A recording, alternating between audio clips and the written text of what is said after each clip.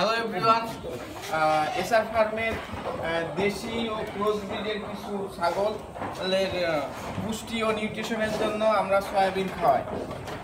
সয়াবিনটা ছাগলের শরীরের রোগ প্রতিরোধ ক্ষমতা বাড়ায়, প্রোটিনের পরিমাণ দ্রুত বাড়ায়